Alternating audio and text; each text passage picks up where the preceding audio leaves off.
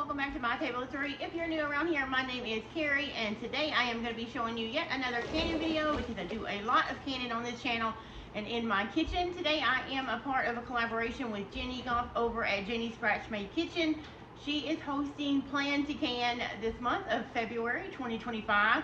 So a lot more great canning videos to come your way. I'll make sure I put the full playlist link below, as well as a link to Jenny's channel, so make sure you check out her channel and the playlist, and I'll give you a little bit more details about that collaboration later in this video. But today I am going to be doing tomatoes, and yes, it is February and still winter. We are supposed to get really cold this week, but these are summer tomatoes that I've had in the refrigerator, not the refrigerator, obviously, the freezer back in the back for a long time. So I need to process these and clear out my freezer space so that I will have freezer space for the upcoming year. So what I did, a lot of times it's super easy. I guess I should tell you, today we're going to be canning tomatoes, not any fancy tomato sauce or salsa, anything like that. We are just going to get to work on stocking my pantry with jarred tomatoes. And it is going to be using this book here. You guys have seen me use this book a lot. It is one of my favorites, and no, it is not one of the only ones I have. I have several, but this one is just really handy, and I like a lot of the ingredient canning that they do in here. And on the page about 198, 189, it tells you how to do tomatoes 4 different ways, or actually 3 or 4 different ways here. And I'm going to be doing one of those today. So it's a really simple canning. It is water bath canning, which means you're going to boil them for a certain time in water bath. That is covering the lids by 1 to 2 inches. So this is a great way to start if you're new to canning, water bath. So I have my canner, and I'll show you later, on electric convection top burner, because I have a glass top stove, and so I do pressure can on it. Check your manufacturer book and all that to see if you can. But for water bath, and it makes me a little nervous because you do have to fill it so full of water. I put it on this electric burner so that it keeps a rapid boil without damaging the stovetop. So yeah, so we're going to water bath some tomatoes today, and we're going to do it in their own juices, which is going to be really easy to do. So we're going to use this book. I'll tell you more about it. All we're going to need is some jars, which are in here getting hot, your canning lids, and you guys know already that I use 4 jars. There is a link below if you're interested in ordering some that will get you 10% off your orders each time you order. Just use my table, I think table 10 is what it is. If not, I have it linked below. Just double check there. I am going to put salt in it, but there is no salt required. You do not have to put salt, but I do put a little bit of salt in each quart, and citric acid. Now we'll talk a little bit more about this when we are doing our jars, but you can also use lemon juice. The book tells you how to use either or. You would use 2 tablespoons of lemon juice, or the citric acid, I believe it's half a teaspoon per quart jar. So I'm going to do about 5 quart jars in my first batch here that I will show you guys, but I'll probably have to do another batch off screen to get all of them done. But let's talk about how I did my tomatoes. When they come off and you don't have time, you can just I basically just washed them real good and put them in a bag. I did not even core them, but I will say, if you have time to core them and put them in a bag, that would be great. I would do that, but it's not really necessary because these cores will come out really easy.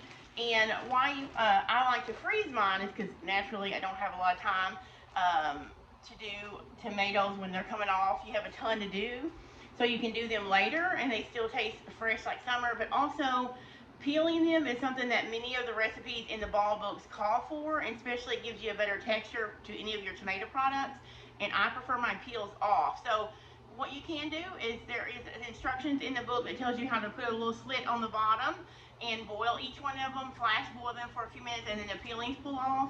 I like to do mine this way because when you freeze them, you can pull them right out and the skins are basically going to fall off. I'm going to show you that in just a few minutes, how easy they come off, and then you can go ahead and start filling your jar. So I am going to heat my tomatoes up a little bit since they are coming from frozen. I let them thaw overnight, and now they are still a little bit really cold and a little bit slushy. So I'm going to heat them up in my Instapot.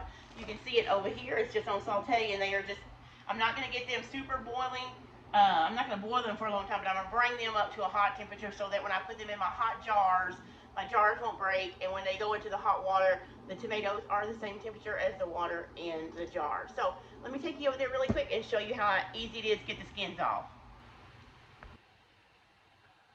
Okay, so I have already got this whole Instapot, which you can't really see great, but it's over there. And I have tomatoes in that. This is just a few I've got left. I pulled out, I believe it was 4 or 5 bags. And I actually uh, weigh them out as I'm putting them, after I wash them and put them in the bags. That way, if I do a recipe later that calls for so many pounds of tomatoes, I already have it. So that's a helpful hint. And you can see how easy the core came right out, and I peeled it, and I'm just putting it right over there in the Instapot. I'll show you another one. You see it has the core, it has the skin. It's gonna go like that. I'm gonna pull the core right out, and then watch this peeling. Look at that. That's one reason I love the convenience of just throwing them in bags after you wash them during the winter, during the summer when you don't have a lot of time, or maybe you're busy doing other stuff that needs to be canned right away. But look at that. Okay, I'll show you how to do just a few more, and then I will bring you back when my tomatoes are warm and my jars are ready to fill.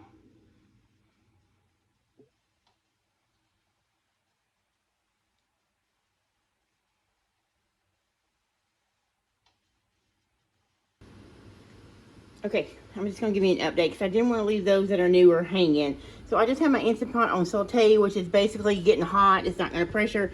It's just going to bring these up to they are hot. And you can see the whole tomatoes.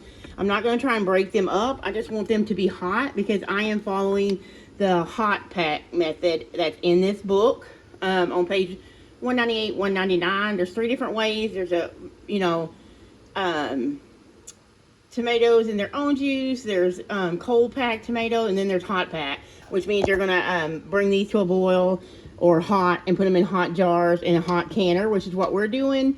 And so I just wanted to show you what this looked like, so you know I did not skip this step. Also, while this is getting hot, I do have my 4-jar lids in a bowl of boiling water, as they call for on their directions.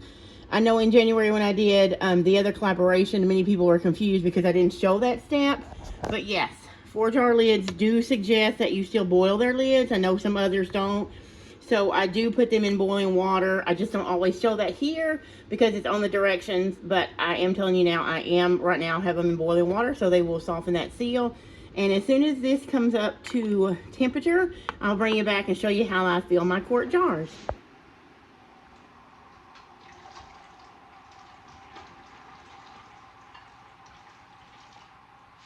So I got my tomatoes hot, my jars are hot, so I am just getting everything together. We are going to start labeling into our jars.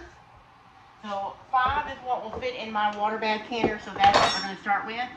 Now here are my hot tomatoes. I just took them out of the Instapot. They are hot, very hot, as hot as this. I'm going to put my lid back on here for now because we're going to want to keep this water boiling so that when we put these in there, they will still be so hot. So what I'm going to do now is it said to add for quarts, you add a ½ teaspoon of citric acid. Again, you could use 2 tablespoons of lemon juice as well. I don't prefer lemon juice. I prefer this. And so 2 tablespoons of vinegar, sorry, lemon juice. Make sure it's fine. Make sure it's pure lemon juice, and in the bottle it cannot be fresh squeezed. I love the Azure brand.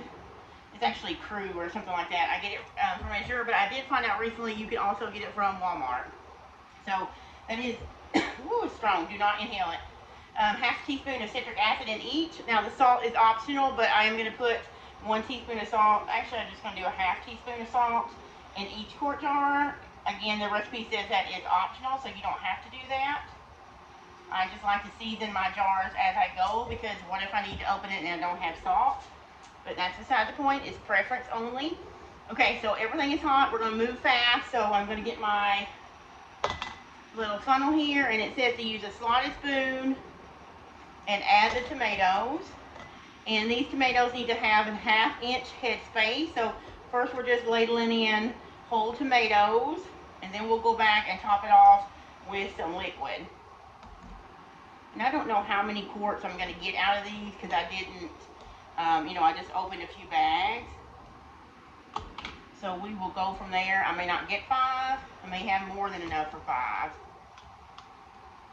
But I am just going to see what I got. I do actually have about 5 more bags of tomatoes in the freezer that I will do another batch of these with a later time. Looks like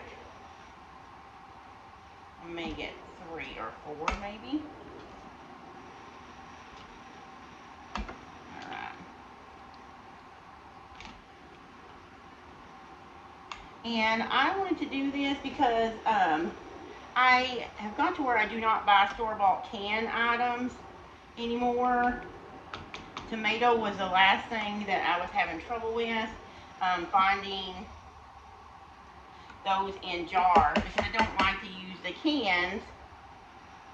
So what I have been buying is this, the Jovial brand. I can't find that locally, so I order it from a jar. The only thing about that is that they are expensive, guys. They are right at, if they're not on sale, they're almost $5 a jar, which you know is expensive. And I sacrifice by, you know, cutting back other places to buy those about twice a year. But this is going to help me save more money because if you grow them at home and do it, then you don't have to worry about spending $5 a jar. At Azure or Azure. So again, I'm just spooning in the tomatoes over the top of the citric acid and the salt. And we're going to a 1/2 inch headspace. Okay, so what I'm doing is I'm just going to go ahead and get these filled, and then we will adjust and measure headspace. So I'm going to go ahead and do this. I'll speed it up a little bit, and then we'll come back when we're adjusting headspace.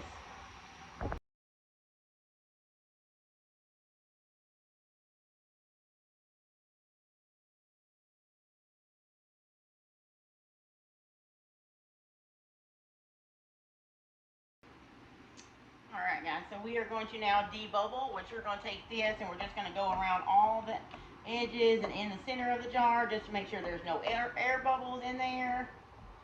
We're going to do that to all of our jars.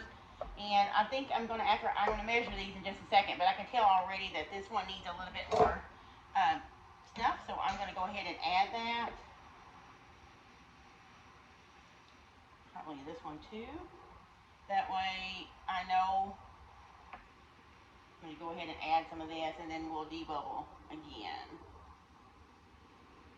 Alright, so let's debubble. It's important to get all the air bubbles out, even in liquid here. I feel, especially these tomatoes, the book calls for you to debubble, so be sure you don't skip that step. If you don't have one of these tools, which you really need one to measure your headspace, but if you don't, you could use a butter knife or, I don't know, a chopstick, fork, something like that, just to go around and do all that. Okay, now I'm going to wipe this off over here on my paper towel, and now I'm going to measure my half space, which is this third little mark right there.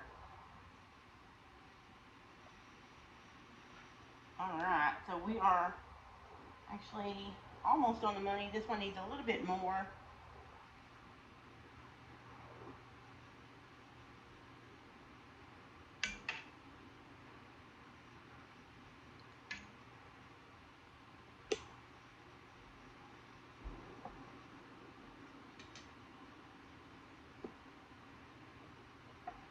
Yeah, that's good.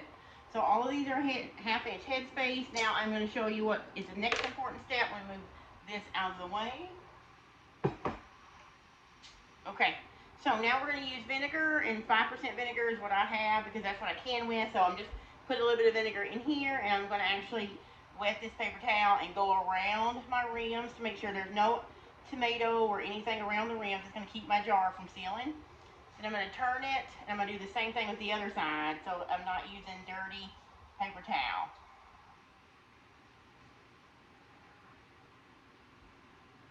And this is another step you do not want to skip. Debubbling, proper headspace, and cleaning your rims is a very important step that you don't want to skip. It's all going to help your jar seal better and have a better success rate with your lids, no matter what brand you use. It's important. Okay. So there is that. And now here are my 4-jar lids that I've had in boiling water for a while. I'm going to go ahead and get those on. And just like if you were pressure canning, you're going to put them on, make sure they're centered. And then when we put our rings on, just fingertip tight. So, because it will still need to give and take air in a water bath canner, just like it would a pressure canner. So Same thing, fingertip tight. Okay. All right, guys, so I'm going to go ahead and put the rings on. Okay, guys, sorry about that. I was doing this one and the dog started barking. You know, that's how it is. We got delivery, and so that's what was going on. UPS, and they are avid UPS hunters, so that, of course, they had to bark and go crazy. But anyway, so I'm going to put on there, make sure it's centered, turn it on, turn it till it stops, and then just a little bit more, so fingertip tight. And we are going to put it over here. Our canner is boiling, and we need to make sure, once we get all these in here, I will talk to you more about how to do your canner. As far as water goes, you do need any stock pot will work. You just need something on the bottom because your jars cannot touch the bottom of the heat directly. So I have this rack that come with this large water bath canner, but some people use a towel or anything like that. You just don't want to have your jars directly on the bottom because it could possibly cause them to bust. So fingertip tight. We got one more. And then we are slowly going to lower it down there carefully. Let me go ahead and, so I'm talking to you. Carefully lower this down because you don't want to scald yourself with the hot water. Fingertip tight. Last one. And so also when you put it down in here, your water needs to be at least 1 to 2 inches above your jars. And I will show you that in just a second because this is plenty. Now I'm going to put the lid on this. Now this needs to be on a rapid high boil. For quarts, it is 45 minutes on high boil. For pints, it would be 40 minutes. And it does give you the directions of like how much citric acid, how much salt to use if you'd rather do pints. I do my tomatoes, I like to do in quarts because I'm going to use those mainly for soups and stuff like that. So that is how you get them started. I am going to show you the water real quick, put the lid on it, and then let it come to a rapid boil again because it does cool it off just a little bit. And then we'll go for 45 minutes. So let me show you how high the water is in my canner. Okay, guys, you can see that my jars, quart jars, are well covered. You don't have to have it quite as high, but it needs to be at least 2 inches, I would say 1 to 2 inches above the lid so that as it boils, it won't evaporate down. It will still be covering the lid once they are done. So I'm going to put this lid on here, bring this back to a rapid boil, and once it gets there on my burner here, I'm going to turn it up. And I got this burner from Amazon, you guys. This one is no longer being made. That's the brand there. But I will link to another one that I like as well. And I'm just going to turn it up and let it bring it back to boil. And then 45 minutes later, I'll bring it back and show you how it looks. All right, you guys. So I'm going to tell you a little bit more about the collaboration Plan to Can 2025. Now, I know earlier I mentioned that it was just hosted by Jenny's Scratch Made Kitchen, but however, I did forget to mention that there's actually a co-host, and that's the Miller Live Kitchen, and she is also hosting this collaboration with Jenny's Scratch Made Kitchen. So don't forget to watch all those videos in the playlist I have linked below. Thank both of those ladies for inviting me this year and also providing some more great canning videos for you guys to watch. There will be a giveaway, a live video giveaway on March the 3rd at 3 p.m. Eastern Standard Time. So if you're Central Time like me, that would be 2 p.m. on the Miller Live Kitchen channel. So be sure and check her link out as well below because I will have both hosts listed below as well as the playlist. My tomatoes went for 45 minutes and I turned the heat off, took the lid off, and I let these sit for another 5 minutes to cool just a little bit and acclimate. Now we are going to take them out. These, just like a recipe you would need to set for at least 12 hours before you bother them. Also, you would make sure to check all had sealed before you label, clean them up, put them in your pantry. One thing about tomatoes that is very common is separation. Even the ball book will tell you that it's very common for your tomatoes and the water in your tomatoes to settle. So I'm going to show you what that looks like. Let me grab this towel here so I can hold my jar. So you want to be very careful taking them out, but if you can see that separation, that is just the water from the tomatoes that it separates, so it's perfectly fine if yours does that. Matter of fact, it is very common and something that you should expect to happen. So I'm going to go ahead and take the other 3 out of here. Be very careful. You don't want to tilt them or anything like that because you still don't want to chance any of those seals not sealing because of tomato getting behind. And it's okay if there's water on the top. It'll evaporate. So yeah, I'm super excited about having these on my shelf. You can see that. Okay, so there is how I process and water bath tomatoes. I hope this has been very helpful to you guys, especially the newbies out there, that you see how easy it is to preserve tomatoes for your pantry safely and effectively. The ball book is always going to give you safe recipes. As long as you follow the directions, you will have safe food on your counters or your pantries for your family throughout the year. And thanks to Jenny and the Miller's Life Kitchen for hosting the Plan to Can collaboration and inviting me. I've had a good time. The videos have been awesome as well. So check all those up, and good luck to you guys going for that canner. Until the next video, you guys, I will see you later.